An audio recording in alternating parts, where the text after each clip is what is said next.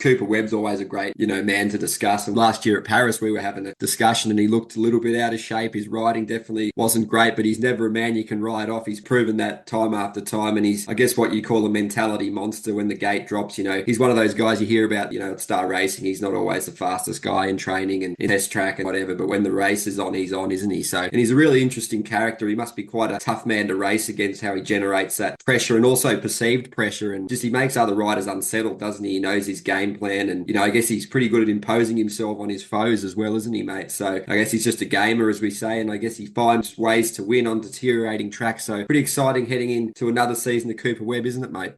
Yeah, and for Cooper Webb, he does it an entirely different way than Jet does. Both can be extremely effective, but Webb is never a guy that's going to wow you with raw speed, or he does just something so incredibly visually stunning on the racetrack that you just like sit back in your seat and you're like, oh my gosh, right? That is not Cooper Webb's game.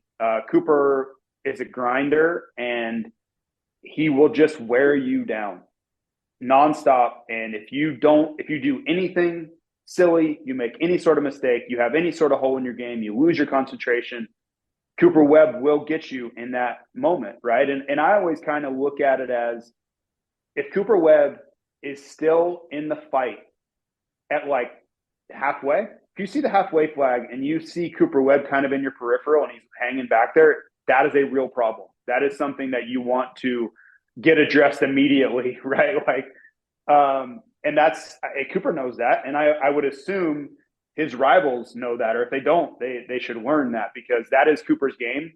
Of course he wants to be out in front and lead. Like, no, everybody wants that, but Cooper is so lethal late in the moto because he gets the track dialed in. And as the track gets worse and starts to slow down, it's not that his lap times get better. They just don't get worse. Where everybody else they're blitzing the whoops a million miles an hour and hitting these crazy lines, doing all these things.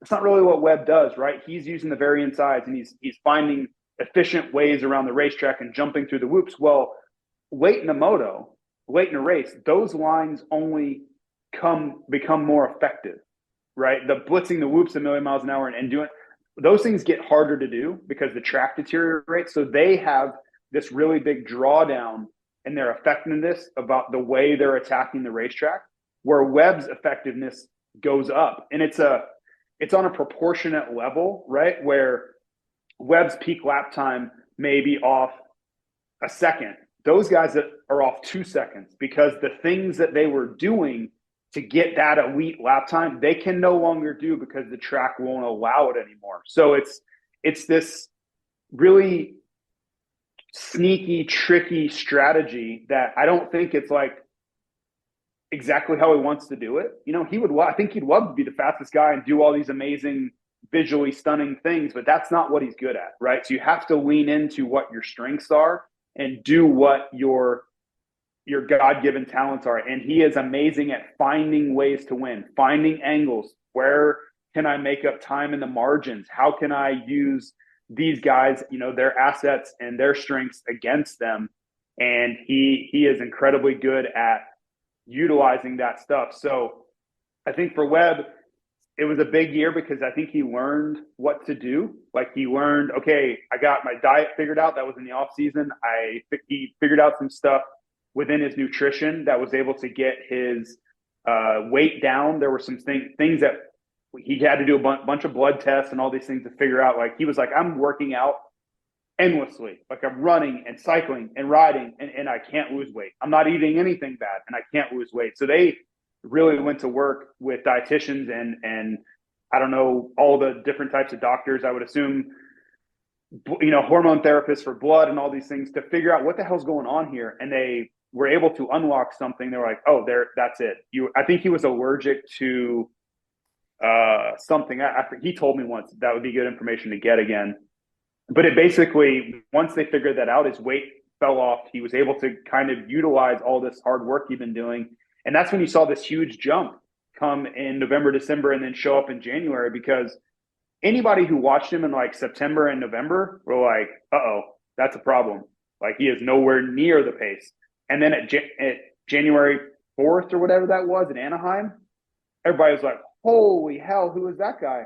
He was in the fight, like keeping Jet honest until he went over the bars. Like, I thought he had a chance, right? He was hanging around, getting late into that race.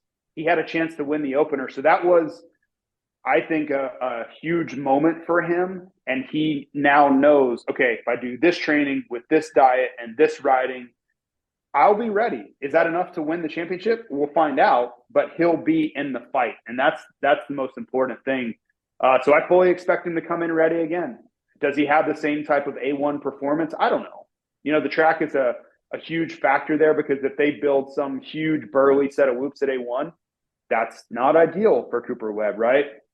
But over a 17-round championship, I think he's going to be in the fight again. I don't know if it's enough to win, but if you're going to ask me who I think can take it to the wire, just because he'll find ways to hang in there, it's got to be Webb, right? Like, you can make an argument for Tomac. I understand there are more people in this argument, but I don't feel comfortable leaving Cooper Webb out of it.